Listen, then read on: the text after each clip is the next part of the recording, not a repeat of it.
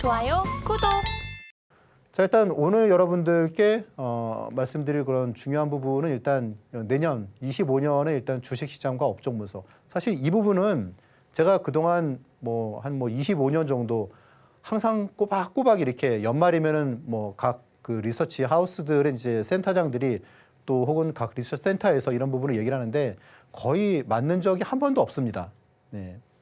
저도 그 부분을 인정을 하고 그래서 섣부르게 내년에 지수가 어디에서 어디로 움직일 것 같다, 어떨 것 같다 그런 부분보다 이제 오늘 제가 말씀드린 부분은 시나리오에 따라서 케이스에 따라서 우리가 어떤 대응 전략을 하는 게 좋을지 그런 부분을 말씀을 드리고 구체적으로 이제 세부적인 업종에 대해서는 다음 시간에 또 살펴보도록 하겠습니다. 자, 앞에서 말씀드렸던 그런 차트 부분이에요. 보시면 금융위기, 이때가 이제 주가가 큰 폭으로, 그러니까 요 한 칸이 1년입니다, 1년. 예. 그러니까, 이때는 주가가 거의 한 40%, 50% 큰 폭으로 하락을 했죠. 그러니까 이 시기에 보시면 2000년부터 2010년까지 요때 이제 우리나라 지수가 500, 1000부터 해가지고 이제 2000까지 상승을 했잖아요. 그리고 지금 이제 2015년부터 해서 지수가 이제 2000에서 3000으로 또다시 도약을 갖다가 합니다. 그런데 이 기간 동안에 우리나라 증시가 이제 1000에서 2000까지 가는 동안에 미국은 이제 이전에 올라왔다가 이렇게 계속 박스권이었었어요. 그리고 이제 이후부터 미국은 빅테크 위주로 해서 이제 증시가 큰 폭으로 상승을 했죠. 자, 그러면 연도별로 봤을 때 미국과 사실 우리나라가 이렇게 음봉이 나온 시기 있지 않습니까? 이거는 거의 일치합니다. 네. 아시다시피 금융위기, 그리고 무역전쟁, 그리고 금리 인상과 러시아 우크라이나 전쟁. 이때가 지금 이제 2022년도예요. 2022년도. 여러분 이때 잠깐 기억해 보시면 좀 돌아보시면 테슬라 주가가 400달러에서 거의 100달러, 150달러 그렇게 하락을 했죠. 아주 폭락을 했습니다. 그리고 나스닥도 폭락을 했어요. 네. 우리나라도 안 좋았죠. 그러니까 기술주들이. 근데 지금 올해 같은 경우에 지금 연 단위로 보면 디커플링이 지금 처음으로 나온 거예요. 미국은 지금 보니까 올 초에 S&P 지수가 4,500에서 지금 6,000입니다. 그런데 코스피 지수는 지금 연초 대비해서 지금 이제 10%가 하락을 했고요. 올해 고점 대비해서는 지금 한 25% 정도가 하락을 했습니다. 그러면 어떻게 말씀드릴 수 있느냐? 이렇게 지금 디커플링이 심하게 났기 때문에 이제 2025년 같은 경우에 국내 증시가 상승 논리가 사실 별로 없잖아요. 그렇죠? 온통 불확실성이지 않습니까? 그러면 미증시가 내년에도 좋은 흐름을 보였을 때 우리나라가 가지고 있는 어떤 불확실성들이 이제 예를 들어서 트럼프 이제 집권 2기가 됐을 때 트럼프가 집권을 하게 되면 사실 그 불안감들은 이제 현실화가 되지 않습니까? 그리고 또 정치적인 불확실성도 내년에 어느 시점에는 이제 해소가 되겠죠. 이제 그런 부분들이 국내 증시가 이제 다시 미국 증시가 좀 양호하다는 그런 가정하에는 그 부분을 따라가기 위해서 좀 만회하기 위해서 국내 증시가 한 번 또 달릴 수 있다. 그런 부분을 말씀드릴 수 있겠습니다. 그래서 중요한 점은 뭐냐면 앞에서도 말씀을 드렸다시피 이렇게 1년 단위로 음봉이 나왔을 때 그럴 때는 다음에는 여지없이 양봉이 나옵니다. 음봉이면은 양봉. 그렇죠? 그러니까 1년 단위로 봤을 때요. 아마 제 생각에는 지금 이 부분을 제가 어떤 유튜브에서도 찾아보지 못했어요. 아마 다음 주, 다다음 주 되면 아마 일부 유튜브들이 아마 이런 내용들을 얘기할 수 있을 것 같아요. 그래서 이렇게 크게 음봉이 나오고 그러면은 양봉이 자연스럽게 나온다. 반작용이죠. 그러면 이제 올해 같은 경우에도 음봉이면 내년은 일단 양봉이 나올 확률이 상당히 높다. 그러면 적어도 그래도 이제 아무리 힘들더라도 작년보다는 나을 거야. 그렇게 우리가 전략을 짜고 계획을 세워볼 수 있다는 얘기죠. 말씀드렸다시피 그동안에 이제 지금 코스피 지수는 2010년부터 해서 지금까지 봤을 때 PBR로 보면 PBR은 제가 말씀드렸다시피 어떤 한 기업이 만약에 우리가 더 이상 장사가 안 될 것 같아. 그러면 이제 우리 그만 사업을 접자. 우리가 가지고 있는 차량, 건물, 땅, 그리고 집기 그런 거 다 팔았을 때 당근마켓에 팔면 우리가 얼마를 받게 되겠느냐. 그게 이제 PBR 개념이거든요. 회사의 자산 가치란 말이죠. 그러면 지금 우리나라의 그런 자산 가치가 1 이하로, 그러니까 순전히 자산 가치보다도 많이 내려와 있는 거죠.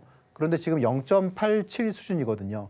그럼 이 정도면 지금 밸류에이션으로 보면은 우리가 주식을 길게 보면 언제 사야겠습니까? 이렇게 하단에 있을 때 사야 되는 건 누구나 알 수 있겠죠, 그렇죠? 그리고 시간이 좀 지나고 그러면 다시 이제 1배로 돌아왔을 때 혹은 1.2배로 돌아왔을 때 그럴 때가 우리가 주식을 좀 매도를 할 때 그럴 때인 게 과거에 한 10년 동안 혹은 그 이상 기간에도 계속 그래 왔습니다. 자, 이렇게 시장을 갖다가 여러분들이 좀 어떤 이벤트를 알고 그리고 이제 시장의 흐름을 여러분들이 이제 흔히 말하는 탑다운 방식이라고 그러잖아요. 그런 부분을 여러분들이 알고 계시면 되게 유리한 점이 많아요.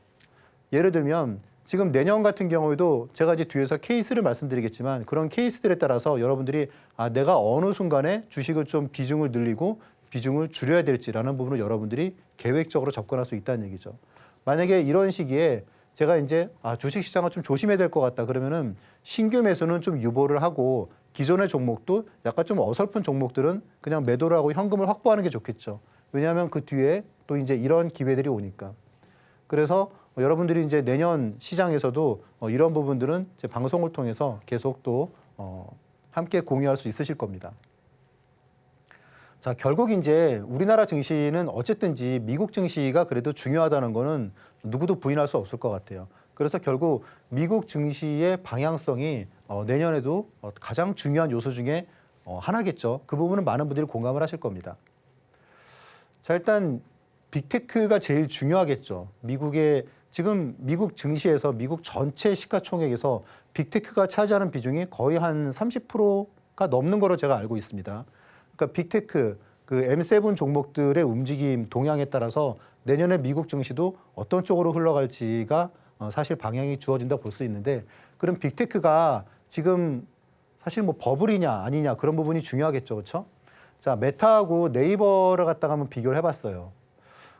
지금 2020년부터 해서 2024니까 최근 이제 5년 동안에 보시면 메타의 영업이익이 지금 보시면은 단위가 10억 달러예요. 러프하게는 그냥 조라고 보시면 되십니다. 그럼 메타가 32조 곱하기 1,400원 하면 되겠죠. 그러면 1,400원 하면은 뭐 잘은 몰라도 한 뭐 50조, 55조 그 정도에서 지금 64조면 1,400원 하면은 거의 90조 혹은 뭐 90조가 된다는 얘기죠. 그러니까 이 당시에는 메타가 삼성전자보다 돈을 못 벌었다가 지금은 정말 어마어마한 돈을 벌고 있습니다. 상승률이 영업이익이 98% 거의 2배가 늘었어요. 그리고 시가총액도 지금 2배가 늘었습니다. 반면 네이버는 영업이익이 한 1조 초반대, 한 뭐 1조 2천억 그 정도에서 지금 이제 올해 실적이 이제 2조 조금 넘는 수준이 되겠네요. 그렇죠? 그러면 지금 이 5년 동안에 메타보단 못하지만 네이버도 66.7%가 증가를 했어요. 영업이익이. 장사 잘한 거죠. 그렇죠? 자, 그런데 네이버의 시가총액은 오히려 지금 46%가 하락을 했습니다. 자, 이게 뭘 의미할까요? 제가 지금 말씀드리는 거는 미국 증시가 버블이라고 말씀드리는 게 아니에요. 그만큼 한국 증시가 그만큼 침체가 돼 있다. 그렇게 보시면 되겠습니다. 네이버는 이제 내년에 모멘텀이 큰 게 한 뭐 2가지가 제가 보기에 있는 것 같아요. 본업을 장사 잘하는 거 그거는 이제 뭐 둘째 치고 지금 이제 계속 뭐 중동이나 그런 쪽에서 계속 네이버를 갖다가 방문을 하고 그런 내용들이 나오고 있는데 아무래도 좀 미국 쪽과 이렇게 무언가 갖다가 하기가 빅테크 쪽이 사실 그렇게 크게 뭐 그쪽에 도움을 주지도 않는 것 같고 그러니까 지금 네이버 쪽이 어떤 기술이나 그런 부분을 갖다가 함께 코어를 갖다가 하려는 그런 부분이 있고 이런 내용들은 이제 기사를 찾아보시면 이제 내용들이 나오고요. 그리고 두 번째는 네이버가 이제 사실 올해 주가가 가장 부진했던 이유 중에 하나가 뭐 중국의 테무나 알리나 그런 쪽에 비해서 네이버 어떤 쇼핑이 위축되지 않겠느냐 그런 내용이었었는데 사실 뭐 그렇게 심각한 건 아닌 것 같아요. 그리고 내년에 이제 네이버가 이제 쇼핑 전문 앱을 갖다가 출시를 하잖아요. 이제 그렇게 되면은 그런 부분들이 어떤 또 성장 동력으로 또 작용을 할 수 있지 않겠느냐 뭐 그런 생각이 듭니다. 그런데 아무튼 뭐 이익률을 봤을 때는 우리가 알고 있는 주가 상식으로 봤을 때는 당연히 네이버가 좀 그래도 어느 정도 올라왔어야 되는데 지금 주가는 이전에 비해서 지금 46%가 오히려 폭락을 해 있단 말이죠. 여기서 이제 중요한 거는 지금 메타의 수준이에요. 메타의 수준. 메타가 지금 영업이익 대비해서 지금 보시면은 64의 이익을 내는데 지금 1,500이면은 대충 몇 배입니까? 한 30배가 안 되죠. 그렇죠? 이익에 대해서 한 25배. 그러면 버블이라고는 말하기 어렵죠. 오히려 메타는 그냥 지금 주가 수준이 뭐 일단 머스크하고 사이가 안 좋아서 그런 것도 있겠지만 둘이 막 싸우려고 그러잖아요. 권투하자고 막 그러잖아요. 그런데 일단 뭐 그런 부분도 있어서 잘 못 오는 것도 있어요. 최근에. 그런데 이 메타의 주가를 봤을 때는 지금 미증시는 버블이라고 말하기 되게 어렵다라고 말씀드릴 수가 있고 오히려 이제 그거보다는 이제 한국 기업들이 좀 많이 저평가된 기업들이 있다라는 부분을 말씀을 드리고 싶습니다. 다만 약간 좀 우려가 되는 부분은 이런 부분이에요. 우리가 이제 시장이 막 되게 좋아지면 그러면 진짜 뭐 망둥어도 뛰고 모두 뛰고 막 그러잖아요. 그렇죠? 그러니까 지금 미국에서도 일부 이제 좀 뭐 AI와 관련이 있다. 그럼 그런 기업들이 막 무섭게 막 치고 올라가거든요. 아마 잘 아실 거예요. 그렇죠? 뭐 지금 뭐 아이온큐도 그렇고 뭐 그런 기업들이 진짜 단기간에 막 2배, 3배가 금방금방 오르던데 솔직히 그런 부분들은 약간 좀 두려운 게 사실입니다. 자, 지금 이제 AI 전력 인프라에 대해서 지금 미국의 GE 버노바하고 그리고 미쓰비시 중공업 일본 기업과 한국의 이제 현대 일렉트릭 세 개를 갖다 비교를 했을 때 지금 뭐 베르노바가 어쨌든지 뭐 고평가가 돼 있다 어쨌다 뭐 그런 걸 다 떠나서 최근 6개월 동안에 지금 2배가 올랐어요. 그런데 세 기업 다 하는 일은 비슷합니다. 그런데 2배가 올랐는데 지금 미쓰비시 중공업도 48%가 올랐고 그리고 지금 현대 일렉트릭은 지금 10% 올랐거든요. 그러니까 비슷한 그런 비교할 수 있는 그런 기업군에서 지금 미국 기업이 상당히 좀 랠리가 되게 가파르다라는 부분은 있습니다. 그래서 그런 부분에서 일단 25년에 미국 증시가 그렇게 안심할 수 있는 시장은 아니라는 거를 갖다가 좀 우리가 상기해 볼 필요는 있을 것 같아요. 자, 일단 중요한 부분은 좀 이제 이런 내용인데 제가 물론 다음 시간에 이런 내용들과 업종을 좀 더 짚어드릴 텐데 자, 이제 지금 올해 우리나라 지금 여기서 보시면은 상위 한 15개 기업 되는 것 같아요. 한 12개 기업인데 그 기업의 지금 이익이 1109 이렇게 납니다. 단위가 1,000억이에요. 1,000억, 조, 110조. 우리나라 전체 기업이 아니고 상위 한 12개 기업입니다. 그런데 내년에 컨센서스를 갖다가 보면은 135조예요. 그러니까 상승률이 이익이 올해보다 한 20% 증가한다는 거죠. 여기서 보면 결국은 중요한 게 뭡니까? 결국은 반도체예요. 그렇죠? 결국은 반도체입니다. 삼성전자가 올해 35조의 이익을 냈는데 내년에 43조의 이익을 낼 것 같다고 합니다. 근데 이거보다 좀 줄어들 수 있을 것 같다는 얘기가 나오죠. 네.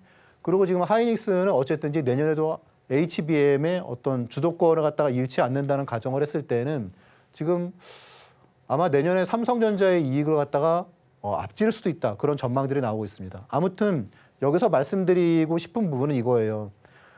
지금 보시면은 개별적으로 봤을 때 지금 현대차하고 기아차는 컨센서스가 내년이 더 낮아요. 올해보다 이익이 전망치가.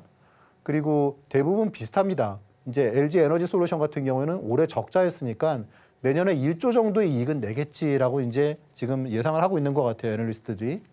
그런 부분을 봤을 때는 적어도 이익이 올해 대비해서 좋은 흐름을 갖다 보일 것이다라는 부분이고 여기서 지금 제가 이 파란색을 갖다가 돼 있는 부분은 연 단위로 봤을 때 22년도에 주가가 하락을 했어요. 그리고 올해도 지금 주가가 하락을 했죠. 보시면 전년 대비해서 이익이 줄어드냅니다. 근데 올해는 지금 이익은 지금 2배 이상 급증을 했는데 지금 음봉이 나왔단 말이죠. 지금 코스피 지수가. 그런 부분을 봤을 때는 내년에 사실 어느 정도만 해줘도 국내 증시는 올해보다는 좋을 거다라는 부분을 갖다가 우리가 알 수 있을 것 같습니다. 여기 이제 세부적으로 들어가는 내용은 제가 다음 시간에 여러분들께 말씀을 드리도록 하겠습니다. 자, 일단 케이스를 갖다 한번 보자고요. 일단 25년은 어렵지만 지나친 비관론은 경계할 필요가 있다. 저는 그렇게 보고 있고요. 일단 베이스는 불확실성 해소를 우리가 좀 주목을 해봐야 될 것 같다. 트럼프가 일단 취임을 내년 1월 20일에 하면 그러면 어쨌든지 트럼프가 취임하면 어떨까라는 그런 불확실성은 적어도 사라지잖아요. 그렇죠? 이제부터는 뭐 서로 뭐 캐나다하고 어디하고 유럽하고 중국이랑 또 우리하고 치고받든지 어떻게 해가지고 무언가 갖다가 상생을 갖다가 하는 뭐를 갖다가 도출을 할지 그 부분을 지켜봐야겠죠. 정치적 불안 정도 이게 뭐 오늘 뭐 지금 최근 봐서는 좀 길어질 수 있겠다라는 그런 좀 불안한 생각도 드는데 어쨌든지 이 부분도 결국은 해결이 될 거라고 생각을 하고 그런 부분들을 갖다가 이제 우리가 올해 되게 그 한 하반기부터 군대 증시를 갖다가 다운시킨 요소였다면은 적어도 내년에는 그런 불확실성은 좀 해소되는 관점이다라고 보고 있고요. 케이스별로 이렇게 좀 봐야 될 것 같아요. 자, 미국의 빅테크가 내년에도 양호하다라는 가정을 갖다 하고 그리고 트럼프 리스크도 예상보다는 괜찮네. 왜냐하면 지금 사실 보호주의가 극심해진다고 하면 결국 미국도 가장 먼저 피해를 보지 않습니까? 중국이 가장 먼저 치면은 애플을 치고 그리고 나이키를 치고 뭐 그리고 테슬라를 치고 그럴 거 아니에요, 그렇죠? 그러니까 그런 부분을 원하지 않기 때문에 여기서 어떤가 좀 양호한 게 나오고 그냥 뭐 방위비 정도의 좀 타격이 있다. 그렇다고 그러면은 우리나라도 긍정 랠리를 갭을 메우는 그런 랠리를 갖다 보일 수 있을 것이다라고 하는 부분을 우리가 염두에 두고 있어야 될 것 같고요. 두 번째는 이제 미국의 기술주가 예상 외로 이제 급락하는 거예요.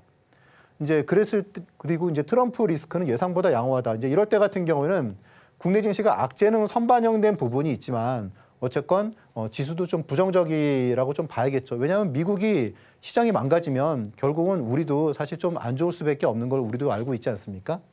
업종별로 잘 선별을 해야 될 것 같아요. 그리고 세 번째는 이제 기술주도 안 좋은데 트럼프도 난리다. 이제 그래서 보호무역이 심화가 됐다. 이럴 때는 이제 뭐 최악이죠. 그럴 때 이제 뭐 저하고 함께 낙폭 과대주, 그러니까 뭐 낙주 매매죠. 이 부분만 저도 그러니까 내년에는 만약에 세 번째 케이스로 갔다.